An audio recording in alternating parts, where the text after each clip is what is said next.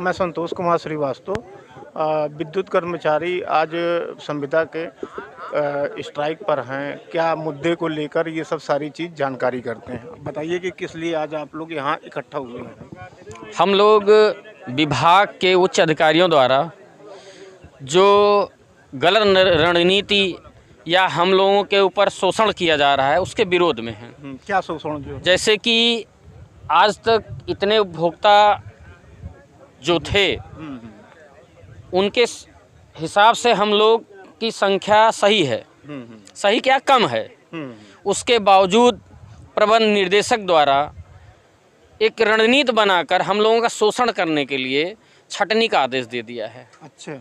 जिसमें 12.5 आदमी, जबकि 12.5 शब्द ही लोगों को खलता है कि 12.5 है क्या चीज़।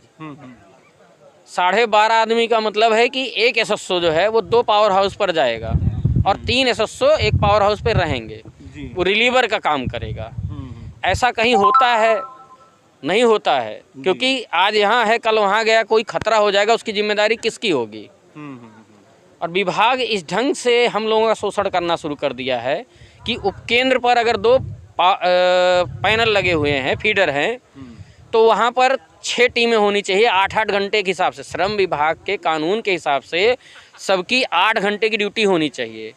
और ये अनुबंध भी जो है प्रबंध निर्देशक द्वारा गलत ढंग से किया जाता है। हम लोग टेक्निकल हैं, लेबर का अनुबंध करते हैं। टेक्निकल में हम ITI हैं, नॉन ITI भी हैं। ITI खंभे पर चढ़कर काम करता है, उसके साथ 2 सहयोगी होते हैं, उनको हटाकर वो एक सहयोगी के साथ कर रहे हैं, तो ये अन्याय ही तो है। मान लीजिए वो अकेला गया काम करने के लिए, कोई हादसा हो गया तो उसको कौन लेकर जाएगा? वो तो वहीं मर जाएगा। इसको प्रबंध निदेशक नहीं सोच रहे हैं, ना ही ये मुख्यमंत्री जी को संज्ञान में है। अगर संज्ञान में हो तो उनको भी इस बात पर ध्यान देना चाहिए कि इस तरीके से कार्य नहीं होता है। तो आप लोग की ये डिमांड है जो छटनी है वो जो है रोका जाए? जो छटनी है उसको रोकी जाए, जहाँ पर आदमी कम है वहाँ पर आदमी की भर्ती की जाए। जो हमारे 55 वर्ष का हवाला देकर ज़बरदस्ती निकाले गए हैं उनको समायोजित वापस रखा जाए। हम लोगों का यही विरोध है। और बायोमेट्रिक द्वारा जो है फेस अटेंडेंस के लिए भी कहा गया है। हम लोग घर से निकलेंगे, एक कंप्लेन करने के लिए 40 किलोमीटर जाएंगे, वहाँ जाकर फिर हम वापस आते हैं, कितना समय लगेगा? एक कंप्लेन करने के लिए मान के चलिए कि हमको आधा दिन लग जाएगा। इस तरीके से काम होगा तो फिर काम कहाँ हो पाएगा? अच्छा। परेशानियाँ ही बढ़ेंगी, उपभोक्ता हमारे सब परेशान होंगे। तो जो फेस अटेंडेंस के विरोध में भी आप लोग? जी हाँ। जी।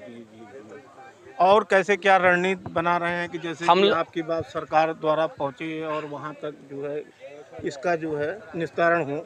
हम लोगों की रणनीति ये है कि अगर आज हम लोगों का मामला कुछ सॉल्व नहीं होता है तो आज और कल हम लोग पूर्ण रूप से कार्य बहिष्कार है, कोई भी कार्य नहीं करेंगे। जी। अगर इन 2 दिनों में 1 तारीख और तक अगर हम लोगों का कार्य नहीं हुआ तो 2 तारीख को हम सभी उपकेंद्र परिचालकों को वापस धरने पर सहयोग के लिए बुला लेंगे। जी। अगर उसके बाद भी हम लोगों का नहीं होता है तो 3 तारीख को हम लोग अर्धनग्न प्रदर्शन करेंगे। जी।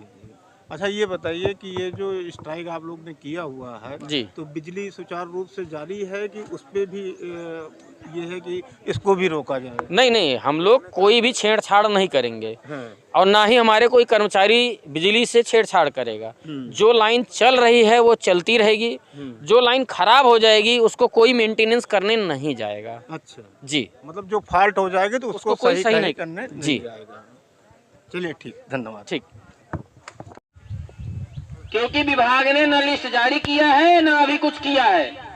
हर आवर अभियंता, अधीक्षण अभियंता, उपखंड अधिकारी सब परेशान हैं कि जिस पावर हाउस पर 25 आदमी से द्वारा कार्य किया जाता है और कार्य नहीं हो रहा है पूर्ण ढंग से, उस जगह पर हम 12.5 आदमी मतलब 9 आदमी लाइनमैन को लेकर हम किस तरीके से कार्य करेंगे?